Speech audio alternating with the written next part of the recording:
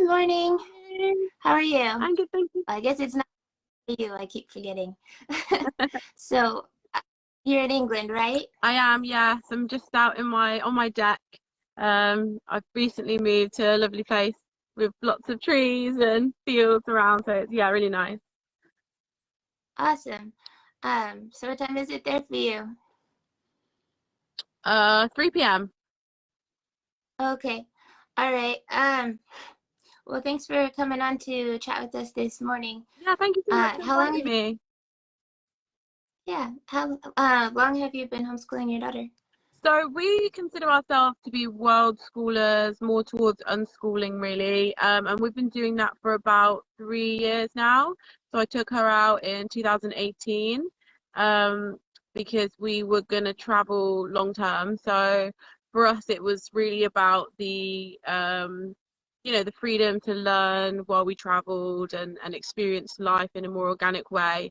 So yeah, that's sort of how we sort of started out. Okay, awesome. And how old is she? She just turned 12 yesterday. It was her birthday yesterday. Yeah, happy birthday to her. So what motivated you to start unschooling, world schooling? Yeah, so for me, I had the idea I wanted to travel with my daughter. I had that freedom because I work online and I can take my business wherever I want. So I wanted to then, I started looking into, what would I need to do with her if I was traveling. And then I sort of discovered this whole world of world schooling families and people who travel with their kids, and started looking into how that works for them and how different that looks for different families. And that's when I really discovered the world of world schooling, homeschooling, unschooling. And I was just fascinated really. And then I started looking into, more doing the research on, what it means to be in school and the way the school system is set up. And the more I looked into it, the more I realized that, the education system isn't really set up to make us, um, to, for the life that I want for her, So for me, I don't have a job and I don't particularly want her to have a job. I would like her to have her own business or, create her own abundance in life. I don't necessarily want her to, tick boxes, get exam results and go down that traditional path, because I don't believe it's the best way to live your life. So it doesn't make sense for me to put her in school. For me, we're all lifelong learners. You can learn whatever you need to learn when you need to learn it. We don't need to spend years and years learning all these pointless facts for nothing, So that's kind of how I sort of see it. A lot of the education system is set up for, life 100 or 200 years ago, when they had to prepare people to work in offices and factories, and that's not kind of the future that I see for her or want for her, because it's not the life I'd want for myself. So yeah, and she has been so much happier since she started world schooling and had that freedom. And she's so wise and so smart, that no test could ever really, show what she knows. And it doesn't really need to, for me. Like, it doesn't need to be, she doesn't need to be tested in order for me to know that she is smart. Okay, great. That I really like that. I've seen research that suggests that testing actually could be detrimental to kids anyhow. So, Yeah. yeah, I'm definitely in line with you there. Hey, so I know that a lot of people have questions about how you connect with community when you're on the road, or while you're traveling. Yeah. So, have you met up with groups in person of world schoolers, or what has community been like? Yeah, absolutely. We have done. It was definitely something I overlooked in the early stages of traveling. I didn't think about it, and it's something I regretted not considering earlier on. It's really important actually for them to still connect with kids. And we did meet kids as we went, but then it was kind of like she'd only know them for a little while, and then she would have to move on again. So it was quite difficult for her. One of the reasons we've chosen to come back to the UK is because she wanted to have like a stable group of friends that she had all the time. Um, So she's got friends in other countries that we stayed with for like a month or 2 months. You know, she's got friends in Hawaii, she's got friends in New Zealand and Australia. So she's really lucky in that sense. But she definitely was craving like the more stable friendships where it was the same people all the time. So now we're back in the UK. I actually set up my own homeschool meetup because I couldn't find one in my area that was easy for me to get to because I wasn't driving at the time. So it was like difficult for me to get to all the ones that were available. So I actually just decided to set one up myself right by where I live, and I posted it in some of my homeschool groups, local homeschool groups, and I have had a massive turnout in the last few weeks. So yeah, I think there's definitely lots of ways you can connect with families as you travel. You know, make sure you're in the world schooling groups. There's local world schooling groups, and then there's the international ones. Make sure you're in a combination of those for the different areas you want to travel to, but also things like local homeschool groups. So if you're traveling to a certain place, there might be a homeschool group for that place. There's also other, you know, family travel groups where you might be able to connect with people in different locations. So I would check those as well. And then if there isn't something where you're going or where you are, why not create it yourself? Why not be the person to set it up and take it into your own hands? Like, I'm a big believer that we create, you know, we create whatever it is we want in life. So if it isn't already there, then, you know, go out and start it yourself. Right, I definitely agree. That's exactly what I'm trying to do with my group here. So when you're traveling, or when you have traveled in the past, like how long have you stayed in different places? What are the places you've been to? What's your longest stay in another country? Yeah, so we traveled for 3 years, but we didn't travel very slow. I wish we'd have traveled a lot slower, and if I was to do it again, I would have traveled a lot slower. I didn't really, I'm not a big person of like researching things before I do them. I'm just like spontaneous. I was like, I want to travel, book a flight, go. And then it wasn't until I'd started traveling that I realized how exhausting it is to travel fast. So slow travel is definitely something I recommend, especially with kids. We traveled all across the US. We did Australia, New Zealand, Thailand, Dubai, Italy, Turkey, Mexico, quite a bit of Europe. But we didn't stay anywhere more than 3 months. And even when we stayed in like one country for 3 months, we'd be like moving to different places within that country. So like in Thailand, we were there for a few months, but we were like in the south, one island and the other island, and it was so exhausting.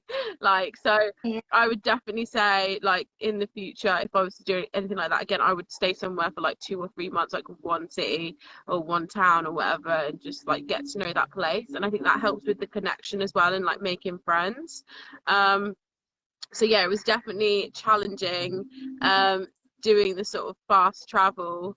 But yeah, it's still amazing. We got to see a lot of different places. Like we got to see, you know, a lot of different parts of each individual country. You know, like from the US, we went from Boston to LA across over land. You know, so we saw like loads of different cities all across the US, which was really, really cool. But it was so draining. Like it was really draining. Yeah, I went, so I'm a world schooler myself, you know that. Yeah. I don't know if everyone, and I did it completely the opposite. So like my first big international travel, I went to South America and stayed there for 6 months, and then Um, I spent a year and a half in Canada. So I did the exact opposite. I went really slow. yeah. And it seems to me, the things I like about that, but it seems like there's some pros and cons to both. Like I could see so like different types of learning potential and the way that it would expand uh, your view of the world and other people. And I was just wondering if you could speak to that a little, not necessarily what I just said, could, but like, could you speak to some of the positives of in terms of like how did it, what were the learning takeaways maybe for your daughter and or for yourself from that? From the fast travel, do you mean? Yeah, so I don't, it doesn't have to be, but I'm like in my mind, I'm thinking, well, maybe some of the positives where you were exposed to so many different Mm. cultures, and while that could be overwhelming, it was probably also mind blowing in some really positive ways. And I guess to bring it back to like, um, to education, what were some of the learning takeaways, or what were some of the benefits to the way you did it? Yeah, absolutely. So, I mean, I think I was just really eager to see everything. Like, I wanted to see everything. So, for me, it was like, I can't go to America and not go to like New York and LA and Washington and Philadelphia and Boston. I was like, I wanted to see everything. And it was definitely a case of, I think she's got a very, she understands that people are different everywhere in the world. And there's no real right or wrong or good or bad way of doing things. It's not like, a lot of people who live in one town all their life, they kind of assume that the way they do things is the right way, and the way they do things is normal. And I think she's got a very, very broad perspective of recognizing that even people that speak the same language as us can be completely different. And even within the same country, the US, you can have completely different types of people, from the East Coast to the South to the West Coast, and like there's no one type of way of living life. There's no one type of way of making a living. There's no one type of way of being happy. There's no one type of way of anything. And I think that's been really powerful for her in making her very, very open-minded child. And then, yeah, I think also another thing is going to countries where there is poverty. I think that's really important, and recognizing how lucky we are where we live, to live in Western countries where we have, so much opportunity. So I think that was really important for her as well, was to see, people in poorer countries and how different life can be, and how lucky you are to just be born literally where you are. She's just very, very, very open-minded, very, very cultured, very rounded. She's got lots of different interests, and she's not afraid to be different. She's not afraid to show up as somebody who's not kind of, middle of the lane. She goes her own direction. She's kind of quirky, so yeah. Awesome. Love that. All right. So I've talked to other parents who aren't world schoolers, and some of them think, well, that sounds fantastic, but some of us have to work for a living, and maybe when I retire, or that's just not like it. Just, a lot of people think, wow, that just sounds so expensive that that's not something that we could probably do. So, do you have any advice for those parents? Yeah, so first of all, on the one about it being expensive, I was a single mum with no savings. I had £300 in my bank the day I left. I survived on probably £1,500 a month for the first 6 months, I would say. There's lots of ways you can travel on a budget, work away, house sitting, the Skyscanner flight hacks. I've got quite a lot of free resources about that stuff on my YouTube channel, so if anyone wants a link to that, just let me know. But I talk a lot about work away and house sitting. So yeah, that is a massive part of it. You don't have to have a lot of money, but obviously it helps if the money you do have is location independent and you can travel with your work. So one of the things that I offer and support women to achieve is figuring out, first of all, which kind of business would be right for you. So what could you do online with the skills you already have, with what you already know? Because I do genuinely believe that with what you already know, you can do something to make money in the online space, because it's just so much opportunity on the online space, and it's growing all the time.